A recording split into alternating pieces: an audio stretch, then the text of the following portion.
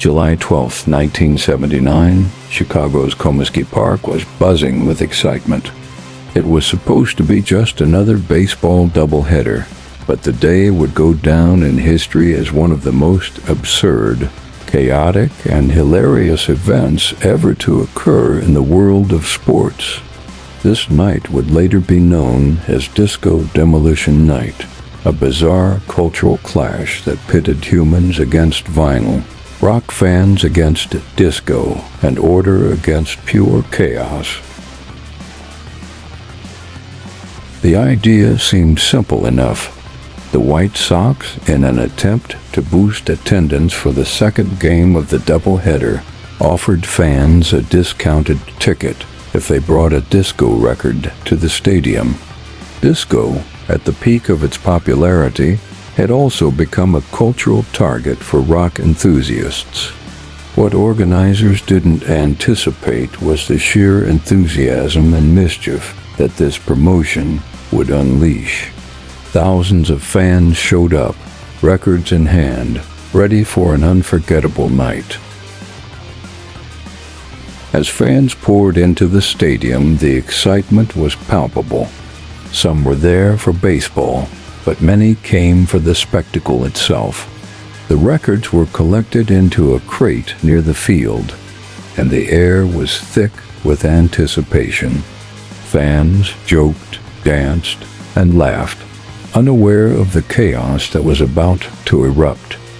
When the crate was finally detonated between games, a massive explosion sent vinyl fragments flying in every direction. The sound of shattering records mixed with cheering and laughter created a surreal, almost cinematic moment that seemed both epic and absurd. The blast ignited a frenzy. Fans rushed onto the field, some dancing joyfully, others overturning seats and running across the diamond. The scene resembled a riot more than a baseball game. Disco records littered the ground, while thousands of people celebrated this chaotic rebellion against the genre that had dominated the airwaves. Security and stadium staff struggled to contain the crowd, but their efforts were in vain. The energy of the attendees was unstoppable, and the chaos escalated. From the stands, players and coaches watched in disbelief. What was intended to be a fun promotion had turned into a complete disaster. Fans climbed onto dugouts, tore apart seating areas, and roamed freely across the field. Some were laughing hysterically, others seemed determined to create as much mayhem as possible. The cultural tension between rock and disco fans had reached its peak, and the stadium had become a battleground, not for violence, but for absurdity and sheer spectacle. The police were called in to restore order. Officers in 1970s uniforms attempted to disperse the crowd, but the sheer scale of the chaos made their task nearly impossible. Fans dodged attempts to remove them from the field, continuing to dance and cheer. The baseball game itself could not continue. The second game of the doubleheader was eventually forfeited, leaving the field littered with records, debris, and the echoes of what had just transpired. It was a night when common sense and sportsmanship were overwhelmed by collective absurdity. Historians, sports analysts, and cultural commentators have often described Disco Demolition Night as one of the strangest events in American sports history. It wasn't just a failed promotional stunt. It was a reflection of cultural tensions, the absurdity of mass gatherings, and the unpredictable power of large crowds. Disco, the music genre that had dominated the decade, became a symbol of rebellion and mockery in the eyes of many. And yet it was also a night of laughter, spectacle, and unforgettable entertainment. The aftermath of the night left a lasting mark.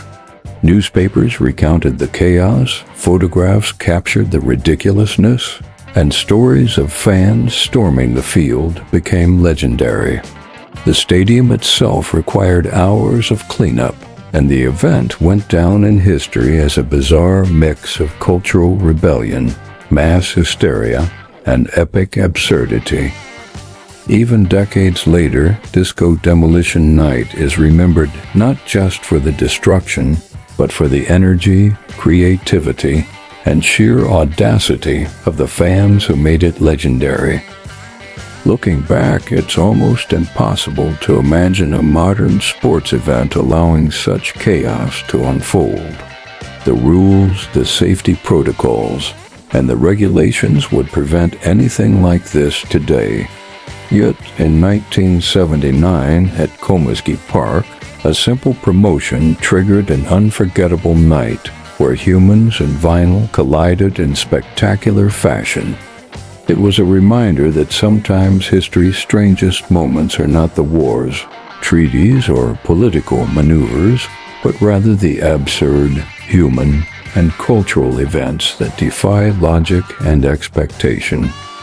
In the end, Disco Demolition Night remains a testament to the unpredictable nature of crowds, the cultural tension between music genres, and the power of absurdity to capture public imagination.